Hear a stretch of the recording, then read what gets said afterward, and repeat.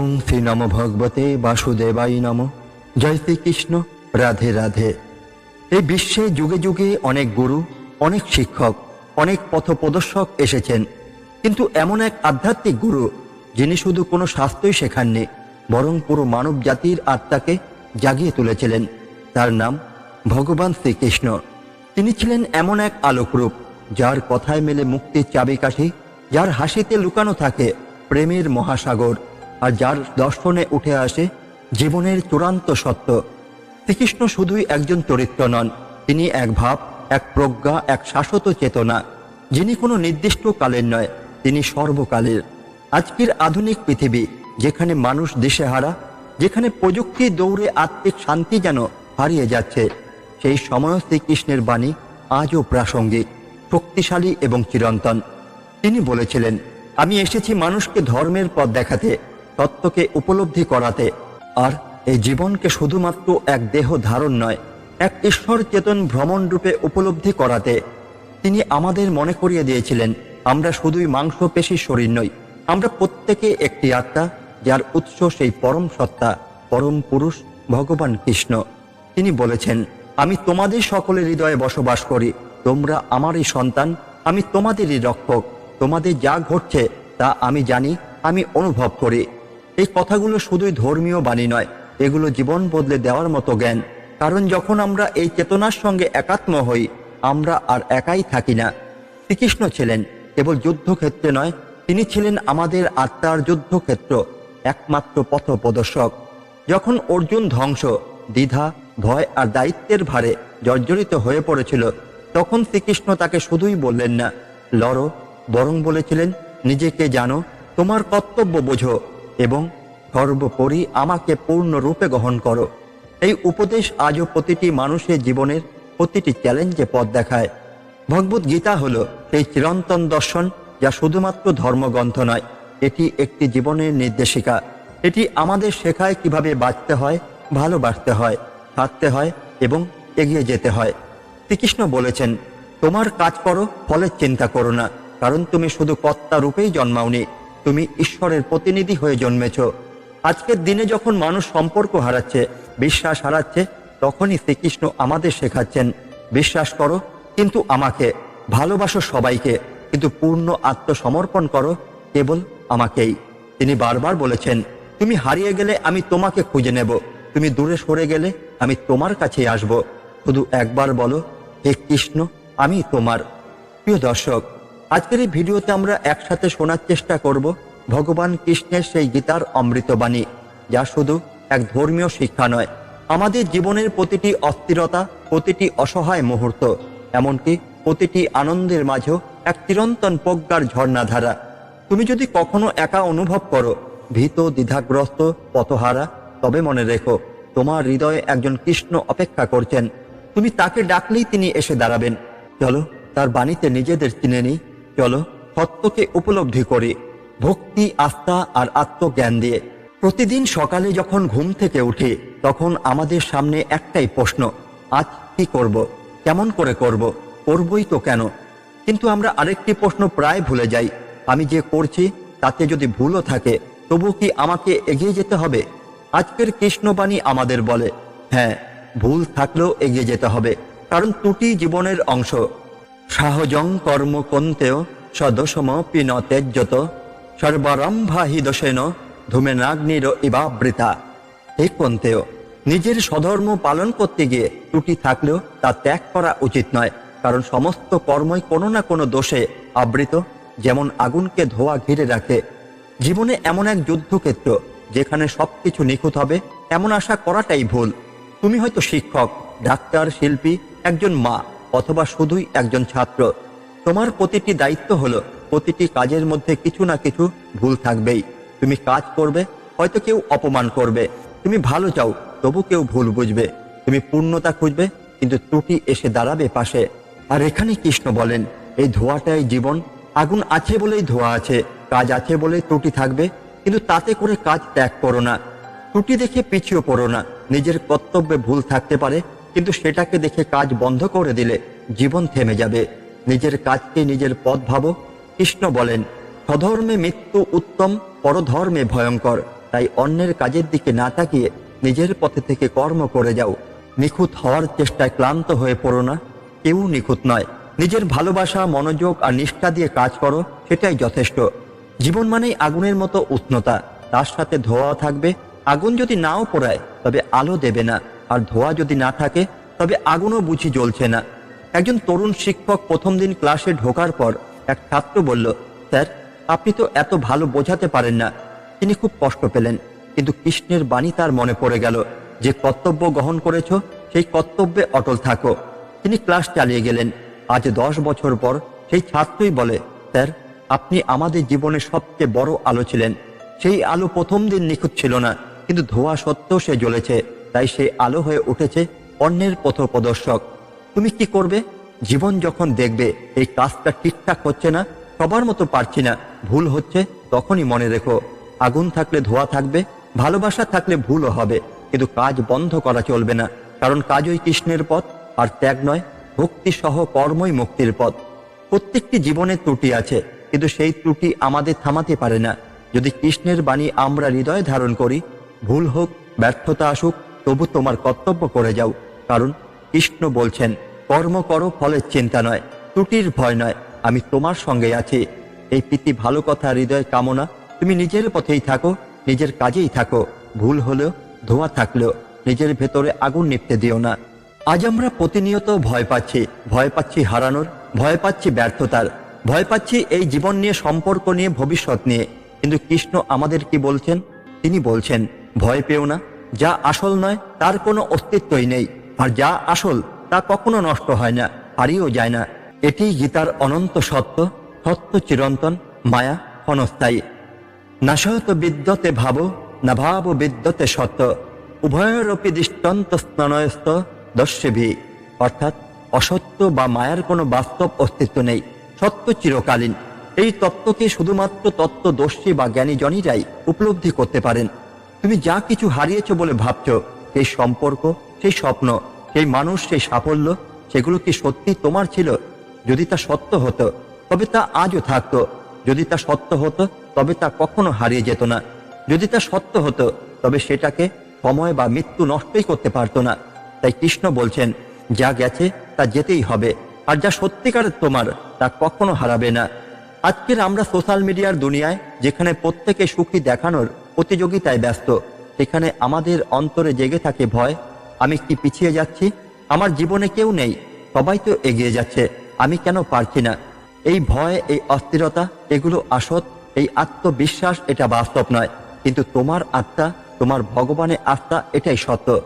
ধরো তুমি একটি সম্পর্ক হারালে, তুমি ভাবলে জীবন শেষ, কিন্তু কয়েক বছর পরে তুমি দেখলে এই হারানোটা ছিল তোমার জাগরণের দরজা, এই ক্ষতি ছিল তোমার বাঁচা শুরু। কৃষ্ণ ঠিক এই কথাটাই বলেছেন, যা গেছে সেটা মায়া ছিল, আর যা রয়ে গেছে সেটাই তোমার প্রকৃত শক্তি। আত্মার জন্ম নেই, মৃত্যুও নেই, আত্মা অবিনশ্বর।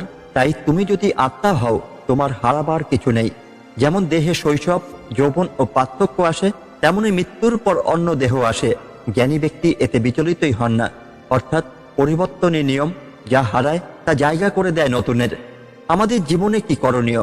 ভয় কমাও, যা হারানো তা থাকবে না, যা তোমার তা কেউই নিতে পারবে না। সত্যকে ধরো, কৃষ্ণকে, গীতাকে, আত্মাকে, এগুলোর কোনো মেয়াদ নেই। মায়া থেকে মুক্ত হও। মোহ, লোভ, অহংকারের মায়া, ওরা যাবে, কিন্তু ভক্তি, প্রীতি, সত্য, এরা থাকবে। নিজেকে বিশ্বাস করো, কারণ তুমি আত্মা, তুমি চিরন্তন। ভয় নয়, ভক্তি তোমারই শক্তি। একদিন অর্জুন কাঁদছিলেন, বলছিলেন, আমি সবাইকে হারাতে চাই না, আমি যুদ্ধ করব না। কৃষ্ণ বলেছিলেন, তুমি যাদের হারাতে ভয় পাচ্ছ তারা কেউই জন্ম নেয়নি, মৃত্যুও পায়নি, তারা আত্মা, যেমন তুমিও। আজ আমরা কর্মক্ষেত্রে হারি, পরীক্ষায় ফেল করি, ভালোবাসায় ব্যর্থ হই, তখনই আমাদের ভেতরের অর্জুন কাঁদে। কিন্তু কৃষ্ণ এখনো আছেন। তিনি বলেন, যা হারিয়ে গেছে তা মায়া, যা রয়ে গেছে সেটাই তোমার শক্তি। জীবন এক যাত্রা, যেখানে সত্য আর মায়া পাশাপাশি হাঁটে। তুমি যদি সত্যকে চেনো, তবে মায়া তোমার আর ভয় দেখাতেই পারবে না। তাই বন্ধুরা, আজ থেকে তুমি যেটা শিখলে, ভয় নয়, জ্ঞানই মুক্তি, মৃত্যু নয়, আত্মাই সত্য, অস্থায়ী নয়, চিরন্তনে ভরসা রাখো। এটাই কৃষ্ণের বাণী, এটাই গীতার শিক্ষা। আজকের যুগে আমরা কাকে বিশ্বাস করব? এই প্রশ্নটা এখন মানুষের মনে সবচেয়ে বেশি ঘোরে। প্রতারণা, অবিশ্বাস, ভাঙন যেন আজকের সমাজে সাধারণ শব্দ, কিন্তু তখন হাজার হাজার বছর আগে কৃষ্ণ অর্জুনকে কুরুযুদ্ধে বলেছিলেন, অর্জুন, মানুষের উপরে সীমাহীন আশা রেখো না, ভালোবাসো মানুষকে, কিন্তু পূর্ণ বিশ্বাস রেখো কেবল আমারই উপরে। এই বিশ্বাসই মুক্তির চাবিকাঠি।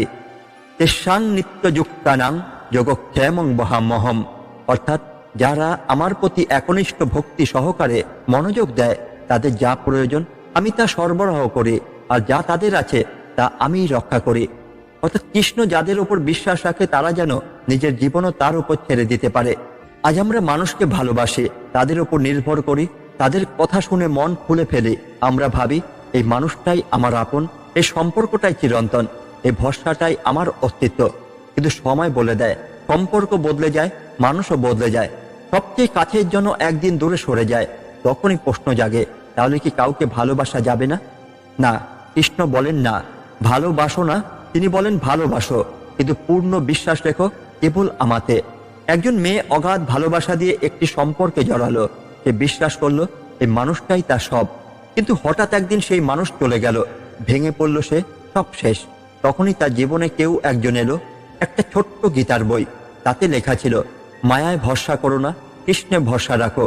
সেই বাক্যটাই তার জীবনের বাঁক ঘুরিয়ে দিল। সে বুঝতে পারল কৃষ্ণ ছাড়া কিছুই চিরন্তন নয়, সবই ক্ষণস্থায়ী, রূপান্তরশীল, মায়াময়। সর্বধর্মান পরিত্যাজ মামেকং শরণং ব্রজ, অহং তাং সর্ব পাপেভ্য বক্ষ্যামি মা শুচ। কৃষ্ণ বলছেন, সবকিছু আমাকে অর্পণ করো, আমি তোমার সব পাপ দূর করব, শোক করো না। চতুর্বিধা ভজন্তে মাং জানা সুকৃতি অর্জুন, আত্মজিজ্ঞাসুর স্বার্থী জ্ঞানেচ্চ বরত সর্ব। যারাই আমাকে ডাকে আমি তাদের গ্রহণ করি, আমি তাদের সঙ্গেই থাকি। মানুষকে ভালোবাসো, কিন্তু তাদের পূর্ণ ভরসার জায়গায় বসেও না, তাদেরও সীমাবদ্ধতা আছে। প্রত্যাশা বাড়ালে কষ্টও বাড়বে। তোমার চাওয়া পাওয়া, দুঃখ, বেদনা এইসব কৃষ্ণের কাছে বলো, তিনিই জানেন তুমি ঠিক কি চাইছো। জীবনে যখন কেউই পাশে না থাকে তখন কৃষ্ণকে ডাকো, তিনি আছেন, তিনি কখনো শোনেন না এমন হয় না। প্রতিদিন 5 মিনিট হলো গীতার কিছু পড়ো, কৃষ্ণের সঙ্গে কথা বলো, তুমি ধীরে ধীরে বুঝতে পারবে কৃষ্ণের শেষ ভরসা আর কেউ নয়। ভগবান কৃষ্ণ আমাদের বন্ধু হতে চেয়েছেন, শ্রদ্ধা নয় শুধু, সম্পর্ক চান তিনি। তার সঙ্গে ভরসার বন্ধন গড়ে তুললেই তুমি নিজের সবচেয়ে শক্তিশালী রূপে পৌঁছাতে পারো। বিশ্বাস কখনো বাইরে খোঁজো না, ভেতরে খুঁজে নাও। জীবনে দুঃখ, অস্পষ্টতা, বিচ্ছেদ সবকিছু একদিন চলে যাবে, কিন্তু যদি কৃষ্ণ তোমার হৃদয়ে থাকেন তবে তুমি কখনো হারবে না। তিনি নিজেই বলেছেন, যারা আমার উপর বিশ্বাস রাখে আমি তাদের ছেড়ে যাই না। তাই ভালোবাসো মানুষকে, কিন্তু পূর্ণ বিশ্বাস রাখো কেবল কৃষ্ণে, কারণ তিনি একমাত্র যিনি হারান না, ছেড়েও যান না, বদলানো না। আজকের দিনে আমরা সবাই বাইরে থেকে পারিপাটি, স্মার্ট, আধুনিক হতে চাই। আমরা যত্ন নেই আমাদের পোশাকের, ভাষার, মেকআপের, লুকের, কিন্তু আমরা ভুলে যাই যে সৌন্দর্য চোখে পড়ে না সেটাই সবচেয়ে গুরুত্বপূর্ণ। ভগবান কৃষ্ণ বলেন, শান্ত ভাব, ভদ্রতা, নীরবতা, আত্মসংযম এবং পবিত্রতা এগুলো হচ্ছে মনের আসল সৌন্দর্য। এগুলোকেই বলে মনের নিয়মাবর্তিতা। মনঃপ্রসাদ সমাত্তং মনোমাত্ম বিনিগ্রহ ভাব সংশুদ্ধিরিত্যতত্ত্বপ মানসম্মুচ্যতে। কৃষ্ণ আমাদের জানাচ্ছেন, শরীরের তপস্যা, বাকের তপস্যা ছাড়াও সবচেয়ে গুরুত্বপূর্ণ হচ্ছে মন বা চেতনা তপস্যা। এই তপস্যা দেখতে পাওয়া যায় না, এর কোনো শব্দ নেই, কোনো মূর্তি নেই, কিন্তু এর প্রভাব গহীন, গভীর ও আলোকিত। এই তপস্যা অর্জিত হয় শান্তভাবে কথা বলা, অহংকার না করা, নীরব থাকার অভ্যাস, নিজেকে সংযত রাখা, মনকে পবিত্র করা। আজ আমরা খুব সহজে রেগে যাই, খুব সহজে কথা ছড়ে দিই, অল্পতে কষ্ট পাই, অল্পতেই অন্যকে দোষারোপ করি। আমরা ভাবি আমি তো চুপ করে থাকলেই চলবে, কিন্তু ভগবান বলেন শুধু চুপ থাকলেই চলবে না, তোমার চিন্তাও পবিত্র হতে হবে। চিন্তা শুদ্ধি, এটাই আসল মনের তপস্যা। 5টি গুণ যা কৃষ্ণ আমাদের উপহার দেন। মনঃপ্রসাদ মানে হলো মনের প্রশান্তি, যে শান্ত, সে সহানুভূতিশীল, সে কাউকে আঘাতই করে না। 2 হলো সমত্তং, অর্থাৎ ভদ্রতা, কোমল ব্যবহার, কথা কম, রাগ কম, অহংকার শূন্য। মৌনম, শুধুই চুপ থাকা নয়, মনকেও চুপ করানো, ভাবনা থামানো, অহেতুক বিশ্লেষণ বন্ধ করা। আত্মবিনিগ্রহ, নিজেকে সংযত রাখা, নিজের ইচ্ছা, আসক্তি, রাগ এগুলোকে দমন করা। ভাব সংশুদ্ধি, মনকে পবিত্র রাখা, দোষ না খোঁজো, গোপনে কারো প্রতি খারাপ না ভাবা। একজন ব্যক্তি ছিলেন, বাইরে থেকে খুব ধার্মিক, বড় বড় বক্তৃতা দিতেন, কিন্তু ভিতরে ছিল অহংকার, প্রতিদ্বন্দ্বিতা, রাগ। একদিন তার গুরু তাকে জিজ্ঞাসা করলেন, তুমি প্রতিদিন এত জ্ঞান দাও, কিন্তু তোমার নিজস্ব মন কতটা সংযত? তিনি চুপ হয়ে গেলেন। সেই দিন তিনি বুঝলেন সত্যিকারের তপস্যা চোখে পড়ে না, মনে হয়। তিনি তখন থেকে নিজের রাগ নিয়ন্ত্রণ করলেন, অহংকার ত্যাগ করলেন, নিজেকে সংযত করতে শুরু করলেন। এটাই কৃষ্ণের পথ। আজকের পৃথিবীতে যদি কিছু হারিয়ে যেতে বসেছে, সেটা হলো ভদ্রতা, সংযম, শ্রদ্ধা, নীরব আত্মদর্শন। শব্দের ছুরি দিয়ে আমরা কাটা কাটা করি, মনসংযোগের জায়গায় দেখি স্কলিং। কিন্তু কৃষ্ণ আজও ডাকছেন, তোমার মনকে সাজাও, বাহ্যিক নয়, অভ্যন্তরীণ শুদ্ধি আসল।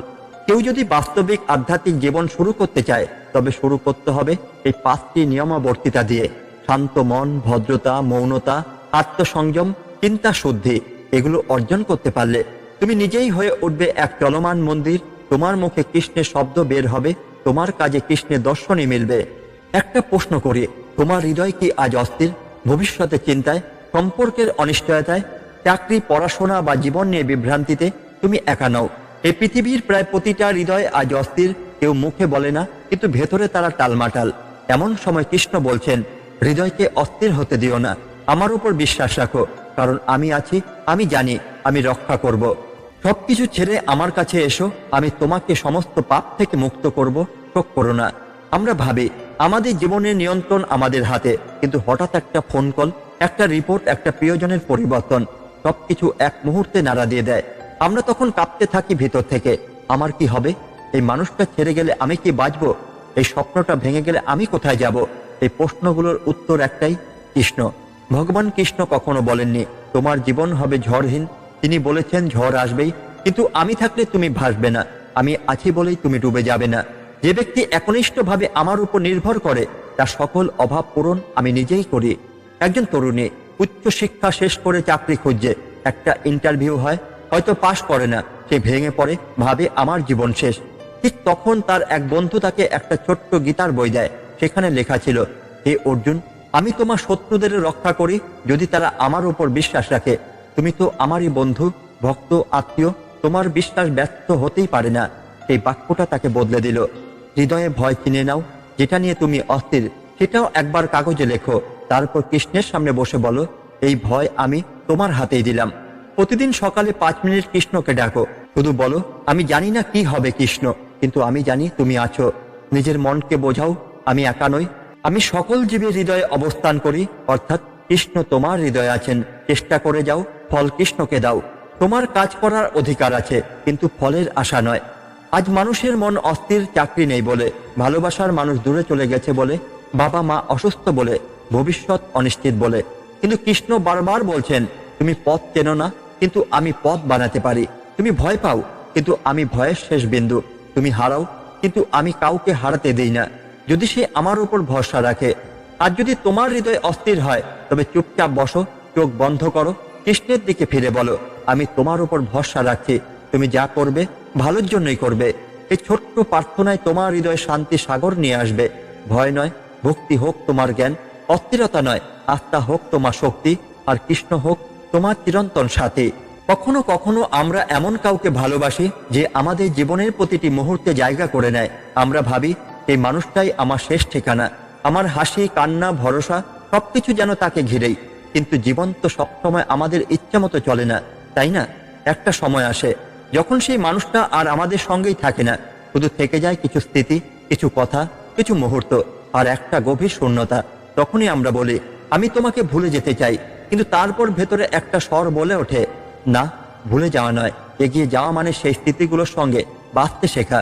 ভুলে যাওয়া সহজ নয়, বিশেষ করে যখন কেউ জীবনের একেবারে গভীরে গিয়ে বাসা বেঁধে ফেলেছে। তখন তার সাথে কাটানো এক কাপ চা, একটা ছুঁয়ে যাওয়া হাত, একটা হেসে বলা ঠিক আছি, সবই এক একটা জ্বলন্ত মুহূর্ত হয়ে ওঠে। আমরা বারবার ভাবি এই স্মৃতিগুলো মুছে ফেললে বাঁচব, কিন্তু যতই মুছতে যাই ততই যেন আঁকড়ে ধরে। তখনই কৃষ্ণের বাণী মনে পড়ে, সম দুঃখ সুখং ধৈর্যংশ ইউক্ত পরমস্থিত। যিনি সুখ দুঃখে সমভাব ধরে রাখতে পারেন, তিনিই প্রকৃত জ্ঞানী, তিনিই মুক্তির পথে। ভালোবাসা কখনো হারায় না, রূপ বদলায়। তাকে হারানো মানেই কি ভালোবাসার মৃত্যু? না, ভালোবাসা তো এক অনুভব, যা শুদ্ধ, নিঃস্বার্থ, নির্বাক। তোমার সেই মানুষটা হয়তো পাশে নেই, কিন্তু তার দেওয়া অনুভূতিগুলো আজও তোমাকে গড়ে তুলছে। তুমি হয়তো আজ শত্রু, স্থির, সচেতন, কারণ তুমি তাকে ভালোবেসেছিলে। ভালোবাসা কখনো বৃথা যায় না। তুমি যাকে ভালোবেসেছিলে সে আজ স্মৃতি হয়ে হৃদয়ে থেকে গেছে, আর তুমি এগিয়ে চলেছ এই স্মৃতিকে সঙ্গে নিয়ে। ভগবান কৃষ্ণ গীতায় বলেন, আত্মা অবিনাশী, শরীর বদলায়, সম্পর্ক বদলায়, কিন্তু আত্মার সংযোগ থেকে যায়। তোমার সেই সম্পর্ক হয়তো এখন নেই, কিন্তু সেই অনুভবের আত্মিক স্পন্দন আজও আছে। এগিয়ে যাওয়া মানে কখনো ভুলে যাওয়া নয়।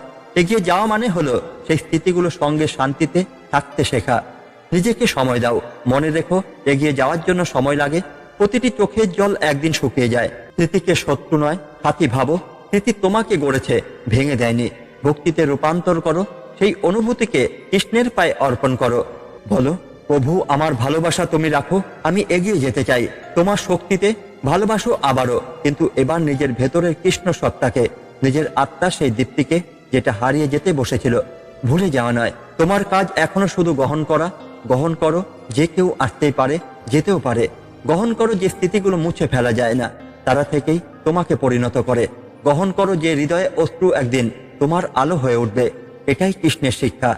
তোমার হৃদয় যদি এখনো শূন্যতা থাকে, তবে জেনে রেখো, কৃষ্ণ সেই শূন্যতাকে পূর্ণ করার জন্যই অপেক্ষা করছেন।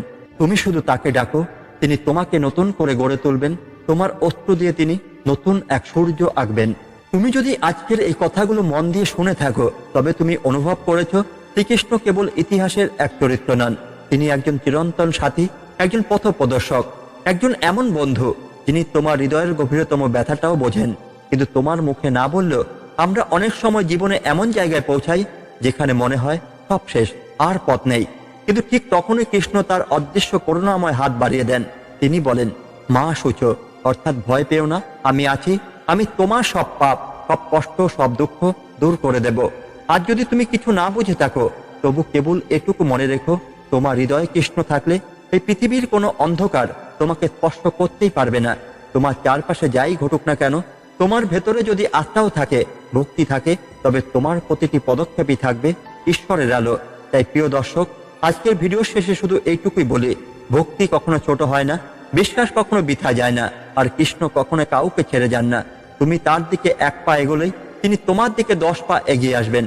চলো, আজ থেকে প্রতিদিন একটু করে গীতার কথা পড়ি, একটু করে নিজের অন্তরে কৃষ্ণকে টের পাই, আর একটু করে আমাদের জীবনটাকে তীর্থক্ষেত্র বানিয়ে ফেলি। ভালো থেকো, কৃষ্ণে থেকো। আসতে পর্বে আবার দেখা হবে নতুন কোনো বাণী, নতুন কোনো আলো নিয়ে। জয় শ্রীকৃষ্ণ, জয় গীতা, জয় ভালোবাসা, জয় প্রীতি ভালো কথা। ধন্যবাদ। রাধে রাধে।